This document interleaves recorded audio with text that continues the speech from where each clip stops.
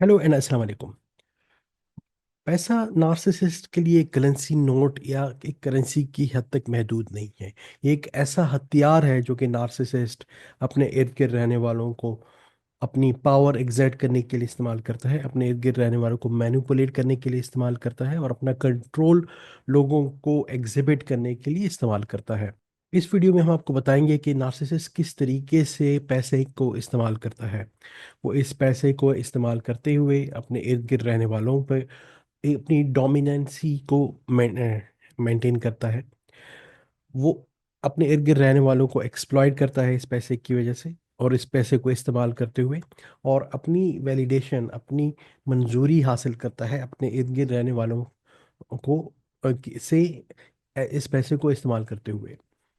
इस वीडियो में हम आपको ये बताएंगे कि नार्सिसिस्ट किस तरीके से पैसे को इस्तेमाल करता है ताकि वो अपने इर्द गिर्द रहने वालों को डोमिनेट कर सके, अपने रिलेशनशिप्स को एक्सप्लॉइट कर सके और उनसे पैसे को इस्तेमाल करते हुए किस तरह से वैलिडेशन सीख कर सके, यानी अपने आप को वैलिडेट करने के लिए पैसे को नार्सिसिस्ट कैसे इस्तेमाल करता है।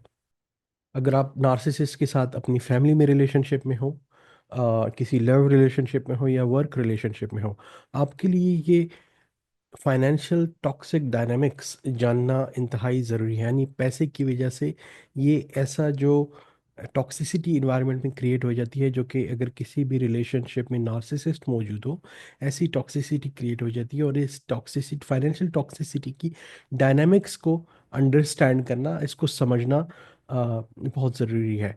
और इसको हम आपको इस तमाम तफसीलात को, अगर आपका ताल्लुक नार्सिसिस्ट का बतौर फैमिली मेम्बर के है, या अगर आपका किसी नार्सिसिस्ट के साथ लव यानी रोमांटिक रिलेशनशिप है, या अगर आपके इर्द गिर्द वर्क एनवायरनमेंट में कोई नार्सिसिस्ट मौजूद है, तो आपको नार्सिसिस्ट और इस पैसे के दरमियान रिलेशनशिप को जानना इंतहाई ज़रूरी है।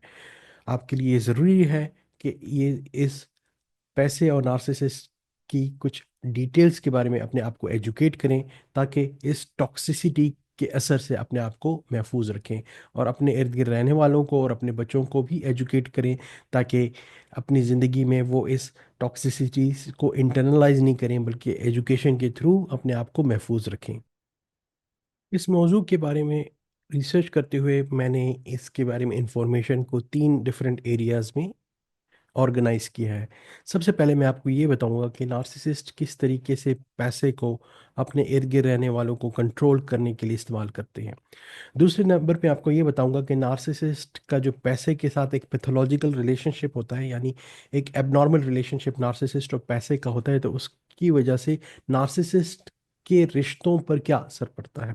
और तीसरे नंबर पे मैं आपको ये बताऊंगा कि नार्सिसिस्ट किस तरह से पैसे को इस्तेमाल करता है अपनी एक झूठी इमेज अपने बनाने के लिए, और दुनिया को अपनी एक दूसरी झूठी इमेज इमेज दिखाने के लिए, और अपने आप को एक झूठी वैलिडेशन सीख करने के लिए दुनिया के सामने वो किस तरह से इस पैसे को इस्तेमाल करता है। तो आइए पहले ये बात करते हैं कि नार्सिसिस्ट किस तरीके से पैसे को इस्तेमाल करते हुए अपने इर्द गिर्द रहने वालों पे, अपने रिश्तेदारों के साथ पर कंट्रोल एग्जिबिट करने के लिए, या अपने को वर्कर्स पे, या किसी भी अपने इर्द गिर्द रहने वाले इंसान पे किस तरह से पैसे को इस्तेमाल करते हुए कंट्रोल एग्जर्ट करते हैं। मैं आपको ये बताता चलूँ कि नार्सिसिस्ट के लिए पैसा सिर्फ पैसा नहीं है। जैसे मैंने आपके वीडियो में शुरू में आपको बताया, नार्सिसिस्ट के लिए पैसा एक ऐसा टूल है जिससे वो अपने इर्द गिर्द रहने वालों को कंट्रोल कर सकता है। वो अपनी बर्तरी अपने इर्द गिर्द रहने वालों पे जतला सकता है, और अपने कंट्रोल को इस्तेमाल करते हुए पैसा एक इम्पॉर्टेंट हथियार बन जाता है। नार्सिसिस्ट अपनी फाइनेंशियल डोमिनेंसी, यानी अपने पैसे की कसरत और अपने इर्द गिर्द रहने वालों की उसके मुकाबले में पैसे की कमी को एक कंट्रोल के इम्पॉर्टेंट टूल के तौर पर इस्तेमाल करता रहना चाहता है। यानी अगर आप ये समझें कि अगर नार्सिसिस्ट को ये पता लगे कि अब उसके इर्द गिर्द रहने वाले भी फाइनेंशियली मिच्योर हो रहे हैं, वो ग्रो कर रहे हैं, तो ये चीज़ नार्सिसिस्ट को अच्छी नहीं लगती, क्योंकि उसका कंट्रोल उसके हाथ से निकल जाता है। नार्सिसिस्ट की ये पूरी कोशिश होती है कि अपने पैसे की ताकत को इस्तेमाल करते हुए अपने विक्टिम को फाइनेंशियल, अपनी पैसों की सुपीरियॉरिटी के थ्रू ट्रैप रखे। इसकी एक मिसाल ऐसी होती है कि नार्सिसिस्ट हस्बैंड अपनी वाइफ को पहले तो ये कहेगा कि आप अपनी जॉब छोड़ दो, यानी एक वर्किंग वाइफ को जिसकी एक स्टेबल जॉब होगी, पहले स्टेप पे उससे अब उसकी जॉब छुड़वा देगा। सेकंड स्टेज में एक अपनी लाइफ में उसको फाइनेंस अपनी ही वाइफ को, जिसको नार्सिसिस्ट हस्बैंड ने अपनी जॉब छुड़वाने का कहा है, उसकी उसको पैसा ना कमाने का ताना देगा, या उसको ये ताना देगा कि वो तो उस पर डिपेंडेंट है, जबकि ओरिजिनली वो औरत फाइनेंशियली स्टेबल थी, एक इंडिपेंडेंट औरत थी, लेकिन वो नार्सिसिस्ट के कहने की ही वजह से उसने जॉब छोड़ी थी। और ये सब इनिशियली नार्सिसिस्ट ये कहकर अपनी वाइफ से कहेगा कि आप ये जॉब छोड़ दो ताकि आप अपनी फैमिली को टाइम दे सको, लेकिन लेटर ऑन वो अपनी इस बात को डिनाई करेगा और वो ये कहेगा कि वो अपनी फाइनेंशियल पावर को एग्जर्ट करते हुए अपनी वाइफ पे कंट्रोल करेगा। ये एक सिनेरियो मैंने आपको बताया जो कि रियल लाइफ में हमें मिलता है। इसी तरीके से एक और सिनेरियो ये हो सकता है कि नार्सिसिस्ट हस्बैंड अपनी वाइफ को इंटेंशनली उसकी एजुकेशन, उसकी प्रोफेशनल ग्रोथ को रोके रखेगा, और वो ये नहीं चाहेगा कि औरत जो है वो एम्पावर हो जाए या इंडिपेंडेंट हो जाए, या उस किसी भी तरीके से उसके करीब आ जाए, पैसा कमाने लगे। इस सूरत हाल में भी नार्सिसिस्ट ये चाहेगा कि चूंकि वहीं एक ब्रेड अर्नर रहे, उसकी पावर उसके पास रहे, क्योंकि वो ये समझता है कि अगर ये पावर औरत के पास चली जाती है तो वो उस नार्सिसिस्ट के कंट्रोल में नहीं रहेगी। इसी तरीके से एक और कॉन्सेप्ट है जिसको कहते हैं मैनिपुलेटिव जेनेरोसिटी, और ये कनेक्टेड है लव बॉम्बिंग के साथ। ये लव बॉम्बिंग की फाइनेंशियल फॉर्म है, यानी कि नार्सिसिस्ट पहले लेवल पे अपने टारगेट को एक्सपेंसिव गिफ्ट्स देगा, और फिर एक लेटर स्टेज में नार्सिसिस्ट अपने टारगेट को वो गिफ्ट जतलाएगा और उसे ये कहेगा कि मैंने तो तुम्हारे लिए बहुत किया है और अब तुम्हें मुझे रिटर्न में कुछ देने की ज़रूरत है, और तुम्हें अपनी और उसको गिफ्ट्स को की एक्सपेंसेस को इस्तेमाल करते हुए अपने विक्टिम पे कंट्रोल करने की कोशिश करेगा। एक इंटरेस्टिंग बात नार्सिसिस्ट की फाइनेंसिस के बारे में ये है कि नार्सिसिस्ट अपने तमाम फाइनेंसिस तो आपसे हिडन रखेगा, यानी अपने बैंक अकाउंट डिटेल्स, अपने बैंक बैलेंसेस, अपने फैमिली मेम्बर्स, अपने पार्टनर्स, फाइनेंशियल यानी बिजनेस पार्टनर से वो तो सीक्रेट रखेगा, लेकिन वो ये चाहेगा कि उसके अगर फैमिली मेम्बर्स हैं, उसके डिपेंडेंट्स हैं, उसके स्पाउस है, यानी अब उसके जितने भी इर्द गिर्द रहने वाले लोग हैं, वो अपने फाइनेंसेस उसके साथ ओपनली शेयर करें। इन अदर वर्ड्स वो ये उसका ये मतलब होता है कि आपके तमाम फाइनेंसेस पे तो मेरा हक है, लेकिन मेरे किसी फाइनेंशियल रिसोर्सेज पे आपका हक नहीं है। नार्सिसिस्ट की फाइनेंशियल डबल स्टैंडर्ड्स और फाइनेंशियल हिपोक्रेसी की सबसे बड़ी मैनिफेस्टेशन एक स्टेटमेंट के अंदर पोशीदा है, और वो अंग्रेज़ी में आपको बताता हूँ। और वो ये कहते हैं कि और वो ये समझते हैं, वो ये बिलीव करते हैं कि what is mine and what is your is also mine. इसका मतलब यह है कि मेरे पास जो मेरा है वो तो मेरा है ही, लेकिन जो आपके पास है वो भी मेरा है। इसका इसकी मिसाल ये हो सकती है कि जो नार्सिसिस्ट पेरेंट्स होते हैं वो खुद तो लग्जरी कार्स, लग्जरी रिसोर्सेज में अपनी ज़िंदगी गुजारते हैं, और लेकिन अपनी औलाद को उसकी एजुकेशन पे किए हुए खर्चों पे गिल्ट ट्रिप करते हैं, यानी उनको बार बार एहसास दिलाते रहते हैं कि आप पे हमने बड़ा खर्चा किया है, जबकि वो खर्चे औलाद की एजुकेशन पे हुए होते हैं, ना कि लग्जरी कार्स पे। नार्सिसिस्ट अपने जो इन फाइनेंशियल मैन्यूअर्स है उसको बहुत एक्सप्लॉयटेटिव हद तक भी ले जाता है, यानी कि बहुत धोखाधड़ी से भी फ़ायदा देता है, यानी कभी कभी जायदाद के मामलात में झूठे डॉक्यूमेंट्स प्रोड्यूस कर देना, या अपने बिजनेस पार्टनर्स के साथ बहुत बड़ा फाइनेंशियल फ्रॉड करना और अपने अप फ्रंट ये इम्प्रेशन देना कि वो तो बहुत ज़्यादा ऑनेस्ट है। एक इंटरेस्टिंग बात आपको मैं बताऊं कि नार्सिसिस्ट के साथ जब आप इंटरेक्ट करेंगे तो वो आपको एक एक रुपए का हिसाब ज़रूर देगा रोज़मर्रा के हवाले से, लेकिन जब आप उससे बड़ा हिसाब करेंगे तो उसमें बहुत बड़ी करप्शन आपको नज़र आएगी।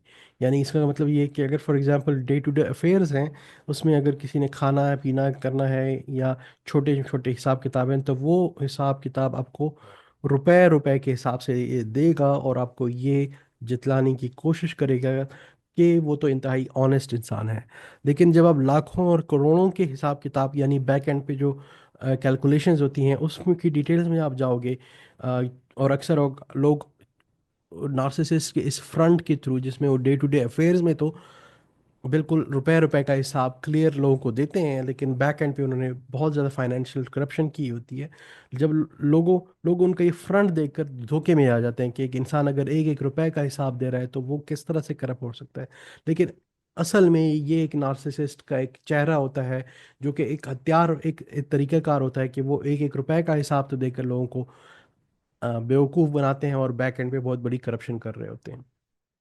नार्सिसिस्ट रिलेशनशिप के एंड होने पर पैसे को एक हथियार के तौर पर इस्तेमाल करते हैं, और पैसे में रिसोर्सेज भी आते हैं। यानी अगर आपका कोई एसेट नार्सिसिस्ट के कंट्रोल में रह गया, फॉर एग्जांपल अगर आपके कुछ अ, एक रिलेशनशिप की सेपरेशन में अगर आप किसी का कोई एसेट नार्सिसिस्ट के कंट्रोल में रह गया है, तो वो नार्सिसिस्ट, आप वो लेना भूल जाएं। वो नार्सिसिस्ट आपको वो उस, अगर ज़मीन का टुकड़ा है तो उस पर कंट्रोल रखेगा, और अपने ओपोनेंट को वो नहीं देगा, किसी भी सूरत में नहीं देगा। यानी अपनी अना, अगर वो डिपेंड, ये इस पे फर्क नहीं पड़ता कि नार्सिसिस्ट अमीर है या गरीब है। नार्सिसिस्ट वो अपनी जान लगा देगा, अपनी इज्जत दांव पे लगा देगा, अपनी ज़िंदगी दांव पे लगा देगा, लेकिन वो आपको नहीं देगा। इसी तरीके से नार्सिसिस्ट के कब्जे में अगर आपका कोई और एसेट है, जिस तरह सोना या कोई पैसा है, तभी आपको नहीं देगा। तो इस तरीके से नार्सिसिस्ट अपने इस एसेट को, जो कि किसी और का उसके हाथ में हो, रह गया हो और वो रिलेशनशिप ख़त्म हो गया हो, तो उसको भी अपने विक्टिम को टॉर्चर करने का एक ज़रिया बनाता है। तो अब हम इस वीडियो के दूसरे हिस्से में आपको ये बताएंगे कि ये नार्सिसिस्ट की जो ये आदतें होती हैं, ये मुख्तलिफ रिलेशनशिप्स के साथ किस तरह से मैनिफेस्ट करती हैं। नार्सिसिस्ट के लिए, चाहे वो रिलेशनशिप अपने स्पाउस यानी पार्टनर के साथ हो, पेरेंट के साथ हो, दोस्त के साथ हो, अपने बिजनेस पार्टनर के साथ हो, पैसा उसके लिए एक बार्गेनिंग चिप और एक कंट्रोल का एक हथियार बन जाता है। तो अगर ये रिलेशनशिप नार्सिसिस्ट का अपनी स्पाउस के साथ है, तो नार्सिसिस्ट अपने स्पाउस को ये असर्ट करने की कोशिश करेगा या करेगी, ये जेंडर स्पेसिफिक नहीं है, role, I mean narcissist male भी हो सकता है, नार्सिसिस्ट फीमेल भी हो सकता है, हो सकती है। तो वो अपने स्पाउस को, नार्सिसिस्ट अपने स्पाउस को बताएगा या बताएगी कि आप अपना करियर छोड़ दो, हमें फैमिली को ज़्यादा टाइम दो। तो इस वजह से नार्सिसिस्ट के ऊपर उसके विक्टिम की डिपेंडेंसी बन जाती है, और एक दफ़ा उसकी डिपेंडेंसी जब बन जाती है, तो वो नार्सिसिस्ट के कंप्लीट कंट्रोल में आ जाता है या आ जाती है। तो एक दफ़ा जब नार्सिसिस्ट आपसे ये कहता है कि आप फिक्र ना करो, मैं आपका ख्याल रखूंगा, इसका मतलब ये है कि आप पूरी ज़िंदगी मेरे कंट्रोल में रहोगे, और मेरे इस बनाए हुए जाल से आप बाहर नहीं निकल पाओगे। नार्सिसिस्ट पेरेंट्स भी होते हैं, और अपने चिल्ड्रन, अपने बच्चों के साथ, अपनी औलाद के साथ इंतहाई ज़ालिमाना रवैया इख्तियार रखते हैं। वो नार्सिसिस्ट की एजुकेशन पे इन्वेस्ट करते हैं, और उसको बार बार ये जतलाते हैं कि हमने आपकी एजुकेशन पे इन्वेस्ट किया है। नार्सिसिस्ट पेरेंट्स भी होते हैं, और कुछ नार्सिसिस्ट पेरेंट अपने बच्चों के ऊपर इंतहाई जालिमाना रवैया इख्तियार रखते हैं।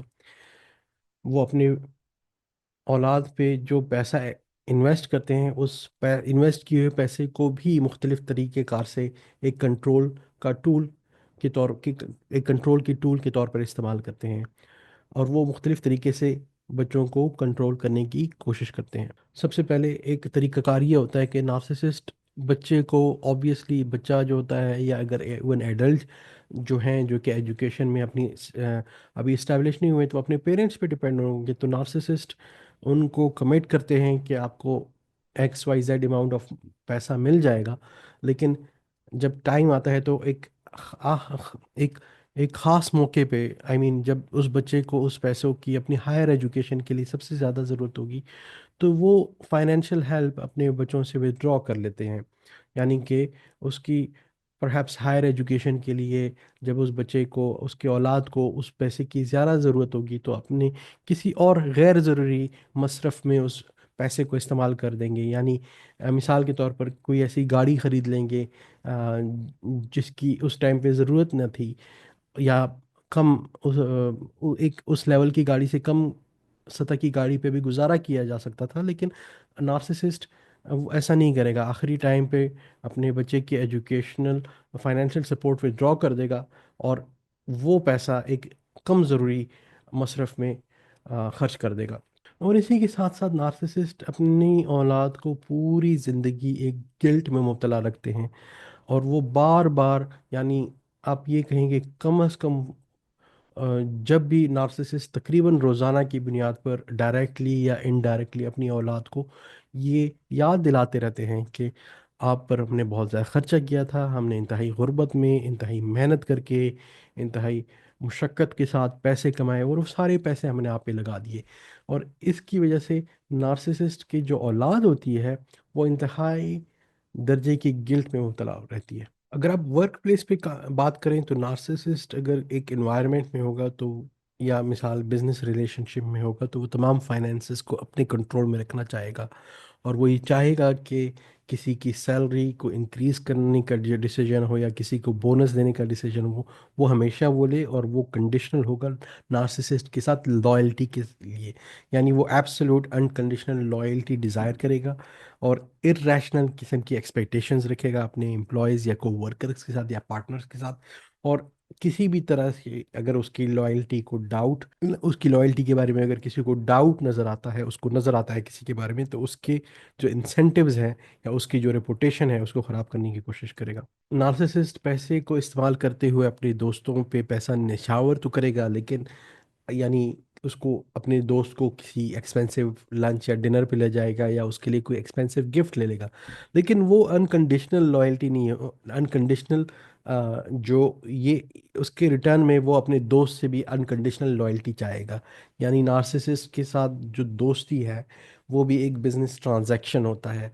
नार्सिसिस्ट ये चाहता है कि आप उसके साथ अगर दोस्ती रखें और वो आपके साथ ऊपर कोई खर्चा करे तो उसके रिटर्न में वो आपसे कुछ ज़्यादा एक्सपेक्ट करेगा। और अगर आपने उसको रिटर्न नहीं दिया तो फिर आपको उसके रिएक्शन के लिए तैयार रहना चाहिए। इस वीडियो के आखिरी हिस्से में हम आपको ये बताएंगे कि किस तरीके से नार्सिसिस्ट पैसे को इस्तेमाल करते हुए अपना एक झूठा एक इमेज दुनिया के सामने साबित करने की कोशिश करता है।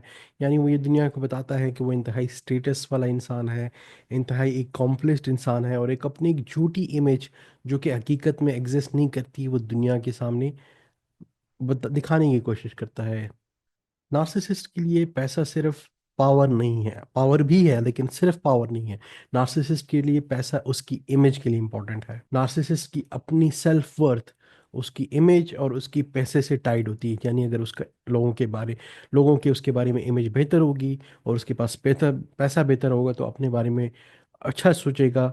और अगर उसकी पास ये चीज़ें नहीं होंगी तो उसकी अपने बारे में राय बहुत ज़्यादा ख़राब होना शुरू हो जाएगी।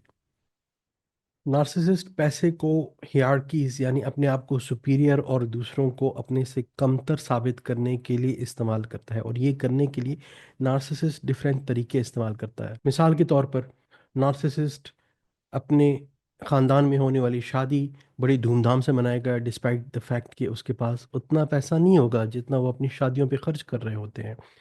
इसी तरीके से नार्सिसिस्ट महंगी से महंगी कार मेंटेन करने के लिए गाड़ी अपनी अच्छी रखेगा, डिस्पाइट द फैक्ट कि उसके पास उतने पैसे नहीं होंगे। लेकिन at the same time narcissist की औलाद या उसके इर्द गिर्द रहने वाले लोग जो उस पर डिपेंडेंट होते हैं वो कर्जा लेकर एजुकेशन कर रहे होंगे। यानी बुनियादी चीज़ों पर वो पैसे स्पेंड नहीं करेंगे, लेकिन ऐसी चीज़ों पे यानी शादी, गाड़ियाँ, सोना, जिसकी वजह से उसकी इर्द गिर्द रहने वालों में अ, उसका मकाम उसकी इमेज इम्प्रूव हो रही होती है, ऐसी चीज़ों पे वो पैसे स्पेंड करेंगे। इसी तरीके से नार्सिसिस्ट कभी कभी डिलिबरेटली फाइनेंशियल डिस्पैरिटीज क्रिएट करते हैं। इसका क्या मतलब है? यानी कि वो लोगों को, अपने इर्द गिर्द रहने वालों को अपनी फाइनेंशियल सुपीरियॉरिटी यानी अपने पैसों की ज़्यादा होने का एहसास दिलाते हैं। और अ, और लोगों को उनकी गुर्बत का एहसास दिलाते हैं। यानी ऐसा करेंगे नार्सिसिस्ट के अपने गरीब रिश्तेदारों को बुलाएंगे और उनको अच्छा खाना इस नीयत से खिलाएंगे, या किसी अच्छी जगह पे किसी अच्छे होटल में इस नीयत से लेकर जाएंगे कि उनको ये एहसास दिलाया जाए कि नार्सिसिस्ट कितना अमीर है और वो कितने गरीब हैं। और ये नार्सिसिस्ट जानबूझकर ये फ़र्क मैनिफेस्ट करने के लिए, ये फ़र्क बिल्कुल ऑब्वियस करने के लिए इस तरह की हरकतें करता है। जैसे मैंने आपको बताया था कि नार्सिसिस्ट अपना एक फॉल्स सेल्फ इमेज लोगों के सामने प्रेजेंट करता है। तो नार्सिसिस्ट सोशल मीडिया को इस काम के लिए इस्तेमाल करता है। मिसाल के तौर पर सोशल मीडिया में कम्युनिकेशन करते हुए या अपना स्टेटस बनाते हुए नार्सिसिस्ट फ्रीक्वेंटली ये दिखाएगा कि वो तो कभी दुबई में होता है, कभी पेरिस में होता है, कभी यूएस में होता है, और कभी स्पेन में जाकर अ, अ, वो अपनी लग्जरी लाइफ एंजॉय कर रहा होता है, जबकि असलियत में या तो वो किसी ऑफिशियल ट्रिप पे होगा, या जिस लेवल की लेविशनेस वो दिखा रहे होते हैं उस लेवल की लेविशनेस एक्चुअली उनके पास नहीं होती। लेकिन वो अपनी जो परसीव्ड लेविश लाइफस्टाइल्स होते हैं उससे लोगों को ये फॉल्स इमेज देने की कोशिश कर रहे होते हैं कि वो तो बहुत ही बड़ी लेविश लाइफ गुजार रहे हैं, और इस फॉल्स इमेज के बेसिस पे एक सुपीरियॉरिटी और कंट्रोल एग्जर्ट करने की कोशिश करते हैं। इसी तरीके से नार्सिसिस्ट कभी कभी बहुत ज़्यादा पैसे डोनेट कर देगा, किसी चैरिटी में कंट्रीब्यूट कर देगा, जबकि उसके इर्द गिर्द रहने वाले लोगों के घर में खाने के लिए पैसे नहीं होंगे, लेकिन वो बहुत पैसे डोनेट करेगा, वेलफेयर की एक्टिविटीज़ में बढ़ चढ़ कर हिस्सा लेगा, ताकि लोगों को ये मालूम हो ये कि तो बड़ा अच्छा इंसान है। जबकि I think charity beacons from home. आप अपने इर्द गिर्द रहने वालों के साथ के ऊपर इन्वेस्ट करें। अथेंटिक इन्वेस्टमेंट इस तरह से होती है, और परहैप्स ऐसी हो, प्रेफरेबली इस तरह होनी चाहिए कि एक हाथ के देव जब आप एक हाथ से दें तो दूसरे हाथ को पता ना चले, यानी बड़े सीक्रेटली होने चाहिए। ठीक है, मैं ये नहीं कहता कि सारे चैरिटी करने वाले लोगों के बारे में ये सही है। ऑब्वियसली चैरिटी करने वाले लोग बड़े कुछ काफ़ी लोग अथेंटिक भी होते हैं, और उनको अपनी चैरिटी को पब्लिसाइज करने के भी बड़े जेन्युइन रीज़न भी होते हैं।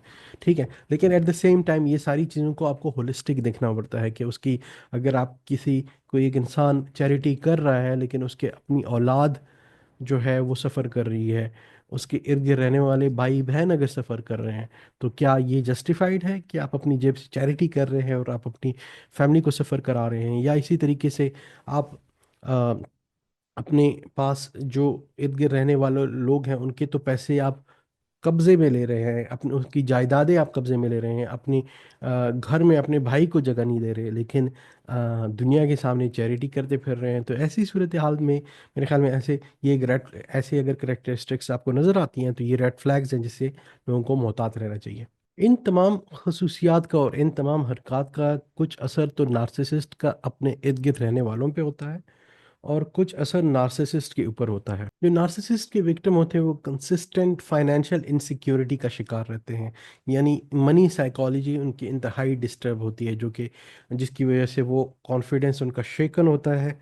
अपने कैरियर में वो कोई मेजर डिसीजन लेते हुए घबराते हैं, बिजनेस में इन्वेस्टमेंट करते हुए रिस्क लेते हुए घबराते हैं, और कंपल्सिव मतलब पैसा जमा करते रहते हैं, और कोई मेजर डिसीजन लेने में उनको इंतहाई दिक्कत का सामना करना पड़ता है।